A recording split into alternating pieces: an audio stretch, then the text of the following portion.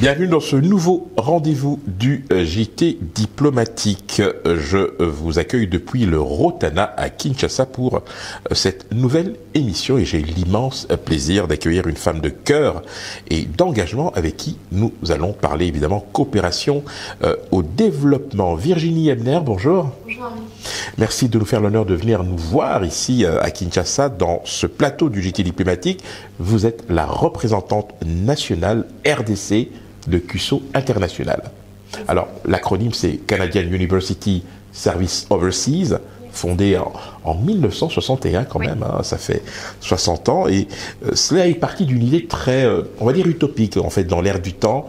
On est dans les années 60, on se prend à rêver, et des étudiants canadiens décident de changer le monde, éradiquer la pauvreté, lutter contre les inégalités, et 60 ans plus tard, cette idée a prospéré, s'est développé. Vous représentez cette structure ici même en RDC et il faut dire à ce sujet que CUSO International est l'une des plus anciennes agences de coopération et de développement canadien. Alors, comment est-ce qu'on se retrouve à CUSO International? Parlez-nous de nous en 2 minutes. Comment je me suis retrouvée chez CUSO? Tout simplement, d'abord parce que la mission me parle. C'est-à-dire éradiquer la pauvreté, lutter contre les inégalités, c'est quelque chose que je fais ici en RDC depuis 13 ans maintenant. Donc ça semblait une évidence. Et puis CUSO a une particularité vraiment intéressante, c'est qu'on travaille avec les communautés. On travaille avec les organisations locales pour les aider à vraiment mettre en place le développement dont ce pays a besoin. Donc c'est vraiment l'idée de dire, je ne viens pas moi faire les choses, mais je viens aider à faire les choses. Le jour où je pars, il y a quelque chose qui a changé et les autres pourront continuer. Alors, cette idée louable, hein, qui est bien évidemment de mettre fin à la pauvreté et aux inégalités, vous l'envisagez grâce à l'apport notamment des coopérants volontaires, des partenaires et bien évidemment de l'appui des donateurs. Alors, comment est-ce que ce petit monde, si j'ose dire, interagit pour précisément donner corps à cette idée louable finalement? D'abord, on part sur peut-être une idée. On va partir, dans notre cas, on part sur un projet, une idée qui peut être montée avec des partenaires, justement. Les partenaires sont les organisations locales, mais ça peut être aussi des institutions étatiques, ça peut être aussi des organisations privées qui désirent, voilà, nous accompagner dans ce processus d'éradication de la pauvreté. Et on imagine comment le faire. Dans le contexte actuel, comment on peut mettre en place un projet qui va nous permettre d'atteindre ces objectifs. Et bien sûr, on a besoin de donateurs. Savoir que CUSO mélange à la fois donateurs étatiques, bailleurs traditionnels, mais aussi des donateurs privés, particulièrement canadiens. Et ce qui fait aussi la force de CUSO d'avoir pu mobiliser 2 formes de sources de revenus. Et puis, on a les coopérants volontaires. Ce sont des personnes qui décident de mettre à disposition leurs compétences, leur expertise, leur engagement au profit, voilà, d'un projet. Je prends un exemple, on a eu un projet Midwife Saves Lives sur les sages-femmes. Ce sont des sages-femmes canadiennes qui sont venues ici sous forme de coopération volontaire pour former des sages-femmes congolaises, pour leur apprendre par exemple les gestes, les soins néonataux et soins néonataux d'urgence par exemple. D'accord, alors précisément ces coopérants volontaires, comment vous les recrutez? Comment est-ce qu'ils se manifestent? Est-ce qu'il y a des appels à projets, à candidature? Comment ça se passe concrètement? Oui, c'est ça, ce sont des appels à candidature. Ouais. Il faut savoir que ce format coopération volontaire, c'est un format qui existe au Canada. C'est très spécifique d'ailleurs, oui, hein, au Canada. Oui, en Europe, on n'a pas ce format-là. Là, c'est assez normal, je dirais, que effectivement, des personnes jeunes, moins jeunes, retraitées, décident à un moment donné d'investir du temps pour des projets de coopération volontaire. Donc, comment ça se passe? On publie. Donc, nous, en fait, au niveau local, on définit les besoins avec les partenaires. Donc, une organisation qui a, par exemple, besoin de soutien en suivi et évaluation, on va définir le profil et on le poste le profil comme on posterait pour un poste normal. Mais quand vous parlez d'organisation locale ici, mais comment est-ce que vous les identifiez et comment vous entrez en contact avec elles? Comment ça se passe en fait? Bon, alors après, on travaille beaucoup avec les réseaux. Hein. C'est pour ça dépend un peu, effectivement. La chance, c'est qu'on travaille déjà avec le staff de CUSO. Ce sont des personnes qui ont déjà une expérience au sein du pays, donc ils ont déjà des connaissances. Là, par exemple, on est en train de recruter, effectivement, des organisations, par exemple. On fait d'abord des appels à candidature. Il y a des critères Très précis? Oui. Il faut qu'ils adhèrent au moins, qu'on ait les mêmes visions, la même mission. CUSO travaille plus particulièrement sur tout ce qui est égalité de genre et inclusion sociale. Donc c'est très important pour nous qu'il y ait cet aspect quand même dans le travail des organisations. Mais après, ça peut toucher n'importe quel domaine. Ça peut être la santé, ça peut être du développement économique, ça peut être de l'agriculture. Voilà, on essaie de faire attention. Et aussi un point important, c'est une organisation qui fonctionne quand même. Elle ne doit pas être parfaite, parce que c'est pas l'objectif, mais elle doit quand même déjà avoir des projets en place, une équipe en place. On va y revenir parce qu'il y a effectivement 3 axes autour desquels votre action se fonde, notamment en RDC. Hein, c'est autonomiser la femme et la fille, c'est améliorer les perspectives des jeunes et miser évidemment sur les coopérants volontaires. On va y revenir dans le détail. Alors, ça fait 13 ans que vous êtes en RDC, vous l'avez dit. Votre rencontre avec CUSO International, elle s'est faite dans quelles circonstances? Parce que je ne sais pas, mais je parle sous votre contrôle. Est-ce qu'il faut se sentir appelé pour travailler dans ce domaine de la coopération au développement, dans l'assistance, j'ose pas dire humanitaire, hein, mais enfin tout de même, on est dans le renforcement de capacités. Il faut se sentir appelé finalement. Oui, je pense quand même qu'il faut un certain don de soi, il faut vouloir travailler dans ce domaine parce que c'est pas facile tous les jours. Et il faut se souvenir pourquoi on est là. Donc c'est quelque chose que moi je travaille dans ce domaine depuis 13 ans ici au Congo et c'est une évidence. Moi je suis même venue au Congo pour ça, donc c'était une évidence pour moi.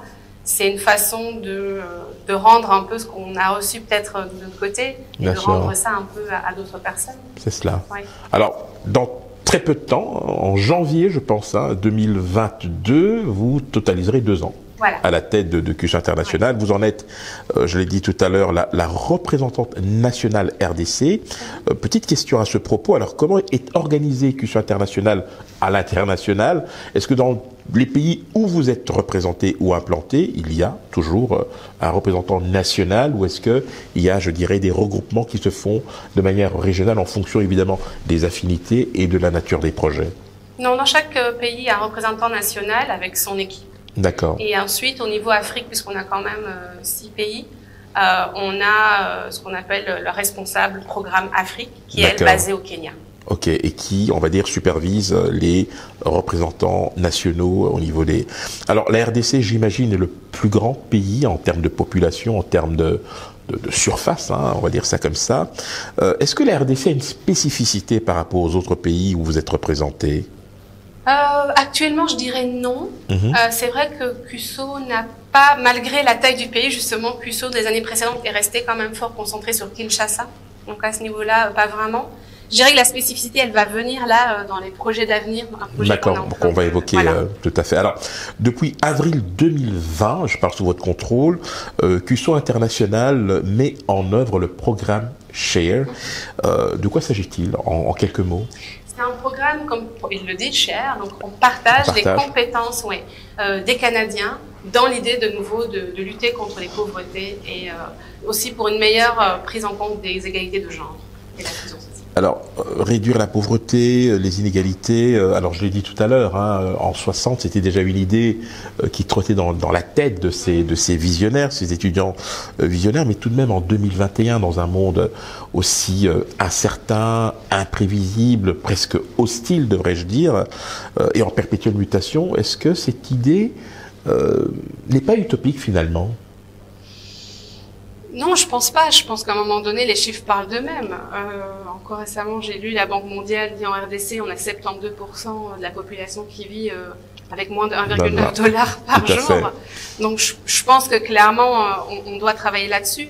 Maintenant, clairement, on va pas nous éradiquer la pauvreté, on va contribuer à ce travail. C'est pour ça que je dis c'est très important de fournir aux organisations les moyens de le faire. Alors ces moyens-là, justement, attendons-nous sur ces moyens.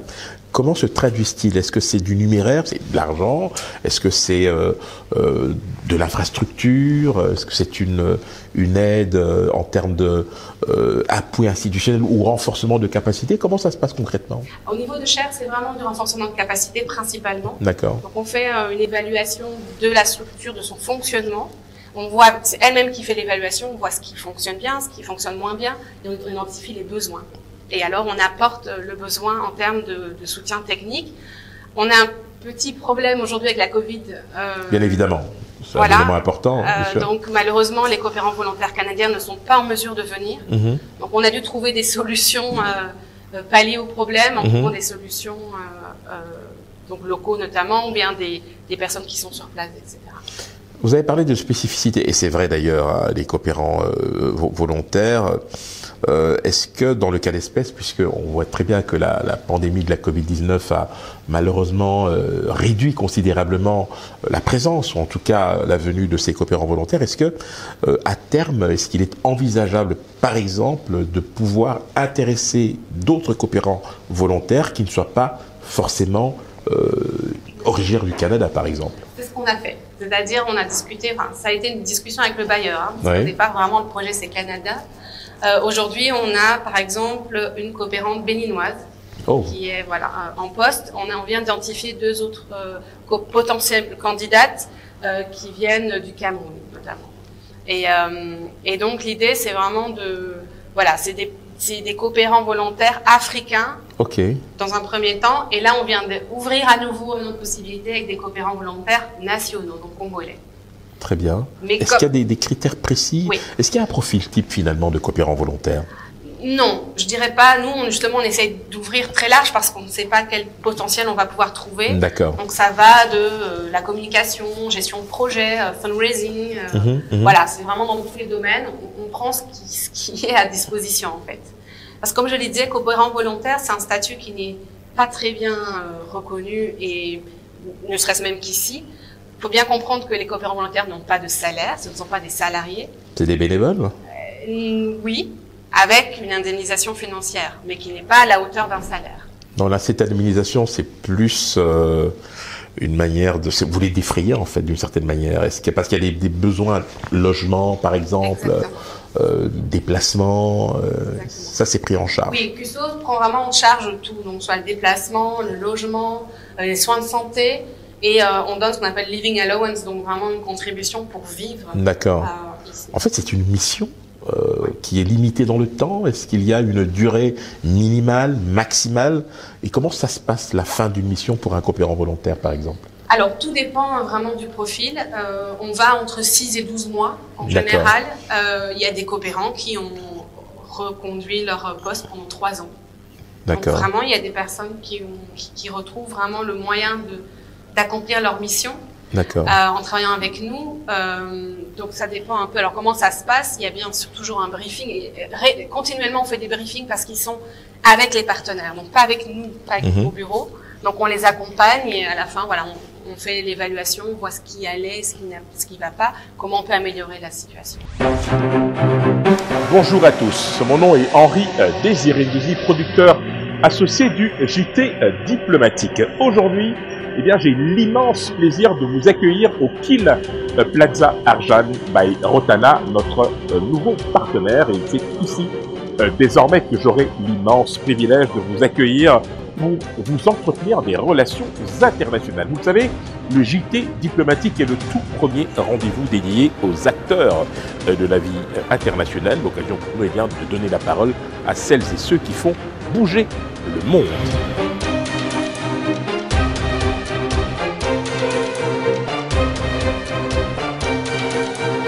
Vous l'aurez donc compris, l'objectif est de fournir au public les clés pour décoder et décrypter les enjeux extraordinaires qui concernent la République démocratique du Congo en particulier et le monde en général. Ça se passe sur le JT Diplomatique, sur nos différentes plateformes. N'hésitez pas à nous suivre. D'accord.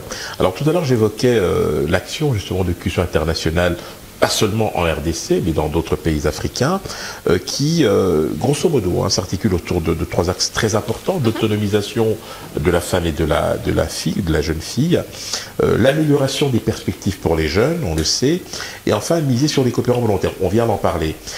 Très concrètement, à l'heure actuelle en RDC, quels sont les projets sur lesquels vous travaillez dans l'autonomisation des femmes et des jeunes femmes, et puis surtout, très important, est-ce que vous le faites aussi en province, ou est-ce que pour l'instant vous avez plutôt, je dirais, un champ d'expérimentation qui est beaucoup plus limitée, je dirais, à la capitale, Kinshasa. Donc à travers le programme SHARE, c'est effectivement comme ça qu'on... Actuellement, maintenant, c'est le programme SHARE qui effectivement soutient les organisations qui travaillent dans ce domaine-là. On a des organisations qui sont à Kinshasa, mais aussi à Boma. Et Boma, notamment, on a CODED, qui est une organisation, qui est une organisation de développement justement agricole. Et donc, à travers le renforcement de leurs compétences, on va permettre effectivement à ce qu'ils puissent travailler davantage avec les communautés locales, les aider à développer leur production, les améliorer. Ça peut être. On a eu des coopérants volontaires qui ont travaillé à Nsele avec dans notamment le développement de chaînes de valeur, etc. Oui. Alors j'ai en regardant en fait l'actualité de QSO International en RDC, j'ai vu qu'il y a de cela quelques mois, vous avez signé un protocole d'accord avec l'Office des petites et moyennes entreprises du Congo. Donc là vraiment on est aussi, j'allais dire, dans le renforcement de capacités. En quelques mots, de quoi s'agit-il en fait? Qu'est-ce qui sous-tend ce projet? L'OPEC est un partenaire, on sait l'OPEC est un partenaire comme les autres, c'est-à-dire qu'aujourd'hui ils ont identifié le besoin de dire voilà, on a besoin d'un soutien pour améliorer le fonctionnement de la structure. D'accord. Il faut savoir que c'est un partenaire qui était déjà là avant que moi j'arrive, déjà il y avait déjà eu des discussions, moi j'ai finalisé les échanges. Petite parenthèse, l'OPEC justement sera un des partenaires d'un projet qu'on est en train de finalisé, qui va être lancé d'ici un mois. Ça nous permet d'entrer dans les perspectives d'avenir. Exactement. D'accord. Qui est justement un projet qui est là pour développer le pouvoir socio-économique, pouvoir économique particulièrement, des jeunes vulnérables. D'accord. Par jeunes vulnérables, on entend bien sûr les femmes, les jeunes femmes, bien sûr. Mais aussi la communauté LGBTQI+, mais aussi voilà, toute communauté qui pourrait être considérée comme vulnérable. Et donc ostracisé par la société d'une certaine manière. Revenons encore au renforcement de capacités. Si je comprends bien, c'est à travers des organisations locales que vous agissez. Alors on parle d'ONG, de fondations ou de structures de ce type. Est-ce que vous avez un pouvoir de contrôle sur les fonds qui leur sont alloués, par exemple, dans l'exécution des programmes qui sont définis avec vous? Alors, contrôle, dans le sens où on vérifie comment les fonds sont alloués, bien sûr. Bien sûr, oui. Donc là, par exemple, dans le cadre de ce projet où les partenaires vont recevoir des fonds de manière régulière pour leur fonctionnement, il y aura un audit financier au préalable. Et là, justement, on va voir quelles sont leurs faiblesses, de pouvoir les appuyer en amont. Et puis, oui, bien sûr, il y aura toujours un suivi. Dans tout contrat, il y a de toute façon la possibilité de faire un audit des comptes et de voir si, effectivement, l'argent est utilisé à bon escient et conformément à ce qui a été décidé. Alors, vous venez d'évoquer justement ce projet qui est en gestation avec l'OPEC. Est-ce qu'il y en a d'autres? Et vous les voyez dans quel horizon? Est-ce que vous avez une feuille de route pour les 5 prochaines années, par exemple? Bon, déjà, le projet dont je parle, qui s'appelle Talent Pluriel, c'est un projet sur 4 ans. Donc déjà, c'est quand même un gros morceau qu'on va lancer. Oui, moi, j'ai toujours plein d'idées et j'ai quelques pistes, mais qui ne sont pas encore officielles, où on va... L'idée, voilà, c'est que chaque année, j'essaye, en tout cas, de développer un projet en fonction. Toujours la même chose. Quels sont les besoins réels? Où est-ce qu'il y a une demande? Il manque quelque chose là. Peut-être que nous, on peut apporter ce petit plus en nous basant aussi sur ce qui a été fait dans le monde entier dans le cadre de QSO. Parce que QSO, c'est pas que l'Afrique. Bien sûr. Et donc, moi, je regarde ce qui a été fait en Amérique latine, ce qui a été fait... par exemple en Jamaïque, et j'essaye de voir si on peut l'adapter ici à la RDC. Donc, petite piste, mais qui est vraiment pas du tout officielle, peut-être travailler aussi sur le e-learning, donc l'apprentissage, d'une façon un peu différente, pour les adultes, pour les jeunes, et sur des thématiques très basiques comme la santé, peut-être même des notions d'économie, vraiment quelque chose où les gens ont besoin de ça finalement pour mieux gérer leur vie au quotidien. D'accord. Alors une question très concrète. Imaginons que je sois à la tête d'une petite fondation qui s'occupe essentiellement de l'encadrement des jeunes filles mères, parce que ça, effectivement, ça existe. J'entends parler de QSO International. Qu'est-ce que je fais? J'ai des besoins. J'ai besoin effectivement d'un renfort en termes de capacité, d'un appui dans la mise en œuvre de certains de mes projets. Quelle est la procédure pour pouvoir me mettre en rapport avec QSO International? D'abord, il y a le site web. Si jamais, effectivement, ils n'ont pas les contacts de la RDC, à travers le site web, il y a une page contact. Ils peuvent effectivement poser leur demande. On en a régulièrement. Okay. Donc, la demande arrive sur mon mail à moi. Et alors, nous, on a un système où on fait pré-remplir des questionnaires aux toutes les organisations qui, effectivement, font une demande. Et au moment où nous élargissons notre panel de partenaires, on les prend en compte et on voit si effectivement ils peuvent participer. Il faut bien dire que malheureusement on ne peut pas accueillir toutes les organisations. Donc j'imagine qu'il y a un filtre que vous utilisez pour pouvoir, je dirais, allez, s'il faut qu'il y ait une crédibilité de la part de ces structures, vous devez veiller à cette crédibilité-là. Enfin, ce n'est pas tout le monde qui est servi, mais tout de même, il y a, je dirais, des critères minimums. Et s'il y avait ces fameux critères minimums, qu'est-ce que vous conseilleriez à ces structures pour qu'elles puissent espérer d'une certaine manière pouvoir attirer votre attention et être, j'allais dire, en règle par rapport à certaines de vos exigences? On n'a pas des exigences très, très importantes. Hein. D'accord. Bien sûr, il faut que l'organisation existe légalement. Il y a un nombre d'années minimum pour ça ou pas? Non, pas du tout. Donc moi je viens, j'ai 3 mois d'existence, je suis éligible en fait. C'est-à-dire que comme je l'ai dit, il faut quand même qu'on soit sûr que ce ne soit pas une coquille vide. D'accord. Parce qu'on a eu cette mauvaise expérience. Oui, bien sûr. Donc on s'assure quand même que l'organisation fonctionne et que indépendamment, parce que comme nous on ne finance pas de projet, si sans notre apport elle ne fonctionne pas, on ne peut pas travailler avec. Bien évidemment. Donc ça c'est vraiment quelque chose d'important.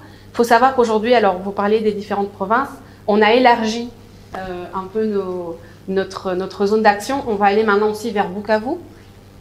Donc ça va être Kinshasa, Bukavu et un peu plus tard on ira à Lubumbashi. Sud Kivu, ok, oui. Et le Lualaba, ouais. Le Haut-Katanga éventuellement, oui, peut-être. Alors vous venez dire quelque chose de très intéressant et nous arrivons à la fin de notre entretien. Vous ne financez pas de projet proprement dit, hein, on est bien d'accord. Hein, il n'y a pas vraiment d'apport à ce niveau-là. Donc votre intervention, elle est beaucoup plus au niveau du renforcement, je veux dire, de capacité. Mais concrètement, ça se traduit par quoi? Par l'envoi d'experts qui viennent aider la structure. Est-ce que vous organisez des formations également? Voilà. Cela se fait pendant combien de temps? Est-ce que vous formez des formateurs aussi? Alors, sur le programme Share, c'est sur 7 ans. Donc l'accompagnement est sur 7 ans. L'organisation qui est Là, vous l'avez lancé en RDC en avril 2020. C'est ça. Donc on va jusque 2026, exactement. Quasiment, pour pour Share. Et donc ceux qui étaient là, ceux qui ont intégré le programme en première année vont être soutenus pendant 7 ans. À moins que peut-être à 5 ans, on considère qu'ils atteignent tous leurs objectifs. Ok. Et donc oui, normalement ça passe prioritairement par les coopérants volontaires qui viennent donc former le staff, qui viennent l'accompagner, qui viennent développer des outils. Avec la situation actuelle, le bureau pays, donc moi et mes collègues, on fait ce boulot nous-mêmes déjà, avec nos compétences respectives. Là, par exemple, on cherche aussi des formations en ligne. Il y a pas mal de formations, les MOOC, Bien sûr. des formations en ligne. Donc, on partage tout ça avec les partenaires. Ce qu'on peut faire aussi, c'est quand il y a un appel d'offres, qui n'est pas le nôtre, hein, qui est par exemple, on a eu un appel d'offres de l'OIF, on accompagne les partenaires dans l'écriture de leur projet. D'accord. On les aide pour qu'ils gagnent le projet et comme ça, ils auront des financements qui vont leur permettre de continuer. Très bien. Alors, je vous laisse le mot de la fin puisqu'on arrive au terme de notre entretien. Virginie Ebner. Non, je voulais simplement dire que vraiment, nous, on est investi. Ce pourquoi moi je crois et ce pourquoi aussi CUSO se bat, c'est vraiment l'égalité de genre, l'inclusion sociale. On voudrait vraiment que les femmes jouent le rôle tel qu'elles méritent et qu'elles soient prises en compte tel qu'elles le méritent, je dirais. Donc ça, c'est quelque chose qui est vraiment le cœur de notre métier. Et je vous remercie vraiment pour cette invitation. Ça m'a permis de parler de CUSO, même si je pourrais encore parler, je pense, des heures. Mais voilà, c'est tous ceux qui effectivement auraient envie d'être coopérants volontaires, vous pouvez aller sur le site de CUSO et ça va permettre de voir tout ce qui est possible de faire aujourd'hui. Voilà qui est bien dit. Merci infiniment Virginie Ebner. Je rappelle, vous êtes la représentante nationale RDC de CUSO International, un Canadian University Service Overseas, 60 ans d'existence, mais ça fait, je crois, 7 ans que vous êtes implanté en RDC. Ça fait 2 ans bientôt que vous dirigez donc le bureau de la RDC. Merci infiniment de nous avoir accordé un peu de temps. Quant à moi, je vous retrouve très bientôt sur le plateau du JT diplomatique. À la prochaine.